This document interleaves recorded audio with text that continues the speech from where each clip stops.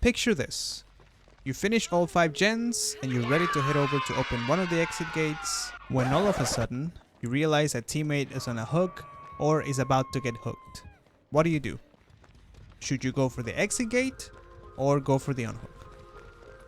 Well, in this video we'll cover the best strategy to get you and your teammates the best chance to get out of a match alive, even when the killer is face camping a hook survivor at the end of a match. 60% of the time, it works every time.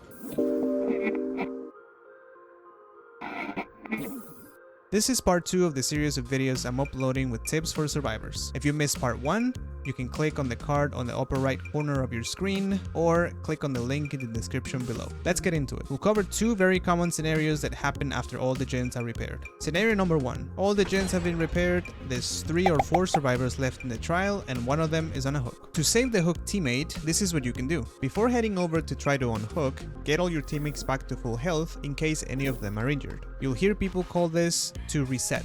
After you're all healthy, one of your teammates can work on an exit gate and get the progress bar to 99%, but not open it just yet because that would trigger endgame collapse and that'll put pressure on the whole team. I'll explain what endgame collapse is later in the video. While one person is working on the gate, the 2 other survivors can go and get the unhook. In order to do this the smart way, each of the 2 survivors should approach the hook from opposite sides. This way the killer might try to chase one of the survivors, which will get him distracted to allow for a second survivor to get the unhook. If the killer decides to face camp and wait for survivors to come very close to the hook, and the killer decides to hit one of the survivors, the newly injured survivor should immediately start running away towards the direction of the gate that's 99. And the other survivor close to the hook should get the unhook, since the killer's hit cooldown animation will give him enough time to get the unhook with no problem. Now, there is a couple of scenarios where there might be a slight problem, but we'll cover those later. Once the unhook happens, all the survivors should run to the gate that's 99. And the recently unhooked survivor can try to take a protection hit since they'll have 10 seconds of endurance. If there's enough time, even the survivor that 99 the gate can come over and also take a hit to make the killer waste time with their hit cooldown animation. If everything goes according to plan, it should be a 4-man out. You can even make this work with 3 survivors left in the match. It would be a bit more difficult, but it's definitely doable. You just need to manage your time wisely. The 2 survivors not on hooks would need to reset and get one of the exit gates 99. Then both would need to go try to get the unhook using the same methodology I just mentioned.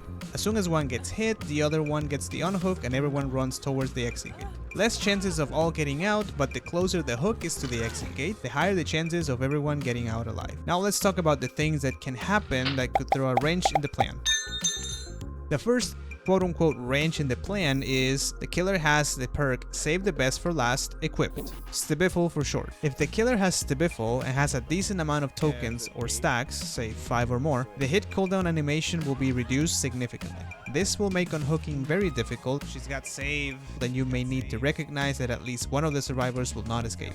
The only counter to Stibiffle would be to force the killer to hit the obsession to make them lose 2 stacks. But if the killer has 8 stacks before hitting the obsession, that would leave them with 6, which would still be difficult to overcome. Not impossible, but very difficult.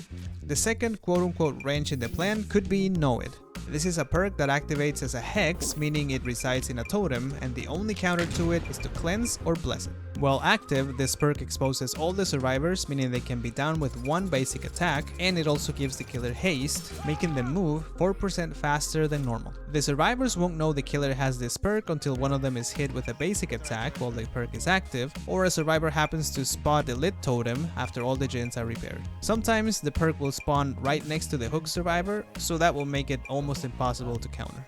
The third wrench is the killer has the perk Terminus equipped. This perk makes survivors permanently broken, meaning they won't be able to heal once they become injured after all the gens have been repaired. The only counter to this perk is to open one of the exit gates, since this will disable the perk completely. Now, the broken status still has a cooldown, so you'll have to wait for that cooldown to end before you can get healed. The fourth and final wrench is the perk No Way Out, which base kit blocks the exit gates for 12 seconds after a survivor attempts to open one of them. But the killer can add 12 extra seconds to the base kit, which is 12, when they hook someone for the first time before all the gens are repaired. If they manage to hook all 4 survivors before all the gens are repaired, then the doors will be blocked for 60 seconds. Even with this perk, you can still make the unhook plan work, it'll just put the survivors a bit more under pressure. An honorary mention is the perk Remember Me, which makes make survivors, with the exception of the Obsession, take longer to open an exit gate, which normally takes 20 seconds. Every time the Obsession loses a health state, it adds 6 seconds up to 24 extra seconds to how long it takes to open an exit gate. This makes it so that an exit gate can take up to 44 seconds to open.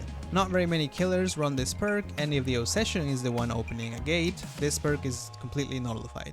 So even though it could delay the plan, you can still make the Unhook plan work. Now let's talk about scenario number 2, which is when there's only you and a teammate left in the trial after all the gens are repaired and one of you gets hooked. Most likely only one of you will make it out, and if you attempt to save your teammate or vice versa, chances are neither of you will escape. However, there's still a couple of things you could try, and one of these things in particular has a very high chance of actually getting you and your teammate out of the match alive. The first thing, and the one that works a lot of the time, is blinding the killer while they're locked in the hook animation. While the killer is blind, you can go ahead and unhook. There's still a small chance the killer decides to swing while blind and hit the survivor trying to unhook, but given this is the best chance either of you has of getting out of the match alive, it's worth a shot. Now of course this means you or your teammate would need to be close to the killer when he's about to hook, so it may not always work out. The second thing you could try is to sneak up on the killer and come to get the unhook from an angle where they can't see you. You will most likely get hit, but if the killer gets greedy and chases the unhooked survivor, there's still a chance for the unhooked survivor to make it out. Very low chance, but hey,